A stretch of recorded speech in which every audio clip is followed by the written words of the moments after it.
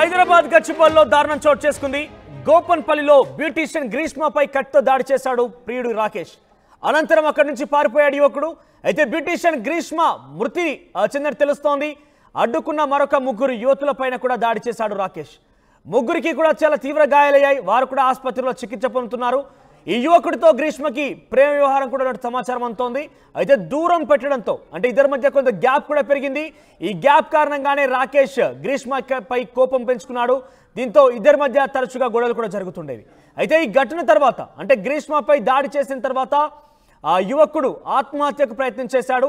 Moinabad PS పరిధిలో current స్తంభాన్ని పట్టుకున్నాడు రాకేష్. దీంతో ఆయనకు కూడా చాలా తీవ్ర గాయాలైనట్టు తెలుస్తోంది. ప్రస్తుతం గ్రీష్మ హెయిల్ సెలూన్లో బ్యూటీషియన్ గా పనిచేస్తున్నట్టు తెలుస్తోంది. మృతురాలు కోల్కతా వాసిగా తెలుస్తోంది. అయితే యువతి మృతి చెందినంత ఒక్కసారిగా గచ్చిబౌలికి సంబంధించి ఆ విషయం ఏదైతే బయటకు వచ్చిన పెద్ద ఎత్తున సంచలనంగా మారింది. అక్కడ గ్రీష్మపైనే దాడి చేయడం కాకుండా తనతో పాటు ఉన్నటువంటి మరికొంతమంది ముగ్గురు యువతులపై కూడా రాకేష్ దాడి చేశాడు. ప్రస్తుతం రాకేష్ పై పోలీసులు కేసు నమోదు చేశారు. ఆయన అరెస్ట్ కూడా చేశారు. ఈ ఘటనపై మరింతగా కూడా పోలీసులు దర్యాప్తు చేస్తున్నారు. దీనికి సంబంధించి మరింత సమాచారం ప్రతినిధి పెట్రిషియా అందిస్తారు. గచ్చిబౌలి పిఎస్ పరిధిలో దారుణం చోటు చేసుకుంది. ప్రేమున్మాది ఒక యువతిని హత్య చేశాడు. ఏదైతే బ్యూటీషియన్ గ్రీష్మగా గుర్తించారు.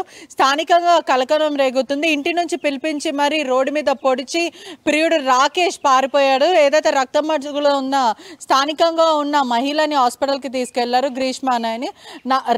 ఏదైతే రాకేష్ అన్న వ్యక్తికి మరి గ్రీష్మకి ఎవరైతే మహిళ ఉందో ఆమెకి వీళ్ళిద్దరి మధ్యలో కూడా లవ్ ఉంది. వాళ్ళిద్దరి మధ్య రిలేషన్ ఉంది. రాకేష్ గ్రీష్మ ఇంటి ముందే ఉన్నాం ప్రస్తుతము.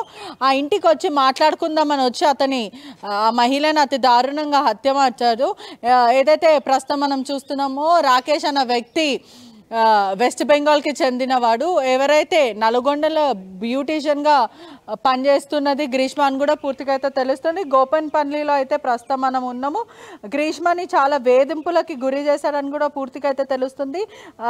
ఎవరైతే ఆమె పేరుందో దీపన్న కూడా పిలుస్తారు అని కూడా సమాచారం వస్తుంది. తనతో పాటు ఉన్న ఎవరైతే ముగ్గురు స్నేహితులు ఉన్నారో ప్రస్తుతం మనం అక్కడనే ఉన్నాం. స్నేహితులను కూడా గాయాలు చేశారని చూస్తున్నారు. రాకేష్ క్షణిక ఆవేశంలో ఏదైతే కూరగాయలు కోసిన కత్తి ఉందో ఆ కత్తితో పొడిచే ప్రయత్నం చేశాను. దీపన్న ఎవరైతే మహిళ ఉందో తనని గ్రీష్మ అని కూడా పిలుస్తారని కూడా తెలుస్తుంది.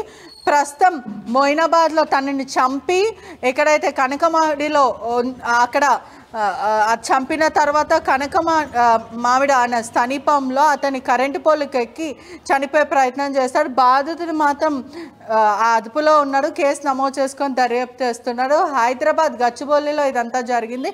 ఒకసారి మనం విజువల్స్లో కూడా చూడొచ్చు. ఇక్కడనే ప్లేస్లో ఘటన చోటు చేసుకుంది. ఒకసారి మనం చూస్తున్నట్టయితే గోపనపల్లి తండాలో ఈ బ్లూ సొసైటీ ఏదైతే సొసైటీలో ఇక్కడ జరిగిందని కూడా తెలుస్తుంది. అదేవిధంగా మనం చూస్తున్నట్టయితే ప్రేమున్మాది రాకేష్ దీపన్న పైన దాడి చేయడం అయితే జరిగింది. ఇంట్లో సెకండ్ ఫ్లోర్లో ఉంటుంది. ఫ్రెండ్స్తో పాటు మొత్తం 4 ఫ్రెండ్స్ ఉంటారు.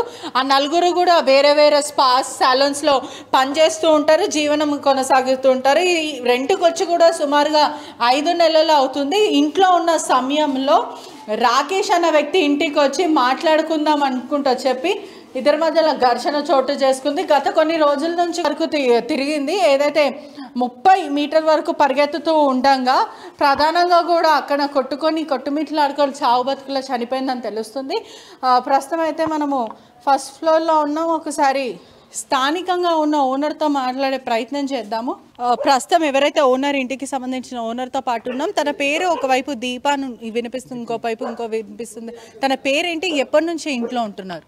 ఆమె పేరు దీపిని ఉంది సార్. మేడం ఆమె పేరు ఇది ఉంది అని వాళ్ళు ఏప్రిల్ 14 నుంచి ఉంటున్నారు. వాళ్ళు 14కి వచ్చినారు. వాళ్ళ ఓనర్ ఉన్నారు కదా, ఏవో పని చేస్తారు చూడు, వాళ్ళ ఓనర్ వచ్చి చూసిపోయారు. వాళ్ళు 15 నుంచి వస్తున్నారు. 15 నుంచి ఉన్నారు. ఏప్రిల్ 15 నుంచి అంటే సుమారుగా 5 నెలల నుంచి. ఇది 5 నెలలు నడుస్తుంది. ఇది ఎప్పుడు జరిగింది ఇదంతా? అంటే మీకు కూడా తెలియదని వస్తుంది. అంటే అర్ధరాత్రి వేళ జరిగిందా ఈ హత్య? ఎప్పుడు జరిగిందంటే అతను ఎవరైతే ప్రియుడు ఉన్నాడో అతను ఎప్పటి నుంచి ఇక్కడికి వస్తున్నాడు? ఎప్పుడైనా గమనించారా ఏదైనా గొడవలు జరగడం అలాంటివి? మేము ఎప్పుడు ఆయనకి వాళ్ళ ప్రియుడికి ఎప్పుడు మేము చూడలేదండి. మేము వాళ్ళకి ఎప్పుడు చూడలే. వాళ్ళు ఎవరైనా తీసుకొస్తే వాళ్ళ ఓనర్కి మేము చెప్తుండే, ఎవరైనా వస్తే వాళ్ళకి చెప్పేస్తుండే పలానా మనిషి మీ వాళ్ళు ఎవరైనా వస్తే వాళ్ళకి చెప్తే వాళ్ళు మాట్లాడుకొని వాళ్ళకి చేసుకొని ఇక్కడ ఎవరు రాలేదు ఇప్పటివరకు. అదే విధంగా దీపన్న అన్న మహిళ ఎవరైతే ఉన్నారో తనతో పాటు ఇంకా నలుగురు ఉంటారని తెలుస్తుంది. ఎంతమంది ఉంటారు? ఆ నలుగురు పైన కూడా దాడి జరిగింది, వాళ్ళని కూడా చంపబోయాడని తెలుస్తుంది. వాళ్ళు 9 అమ్మాయిలు ఉంటారు, వాళ్ళు మొత్తం 9 ఉన్నారు. వాళ్ళు ముగ్గురు కూడా గాయమని చెప్పి మాకు కూడా తెలియదు. మార్నింగ్ ఈరోజు 3:30కి ఏమో పోలీసు వాళ్ళు వచ్చి మాకు లేపి చెప్పారు, ఇట్లా మీ రూమ్లో ఉన్న అమ్మాయి చనిపోయారండి, ఇక్కడ మర్డర్ చేసినారని చెప్పారు వాళ్ళు. అప్పుడు మాకు తెలిసిన విషయం. అంటే మొత్తం మీద చూసుకుంటుండైతే ఇక్కడ వరకు అంటే చంపే ప్రయత్నం, కూరగాయల కత్తితో చంపే ప్రయత్నంలో తనను ప్రాణాలు కాపాడుకోవడానికి సుమారుగా ఇక్కడ వరకు పరిగెత్తినప్పుడు కూడా అట్లనే వెంబడించి చంపాడంటారా? నుంచి ఆ టైంకి ఏమో తెలియదండి, అట్నుంచి అయిందో ఇక్కడ అయిందో మనకు తెలియదు.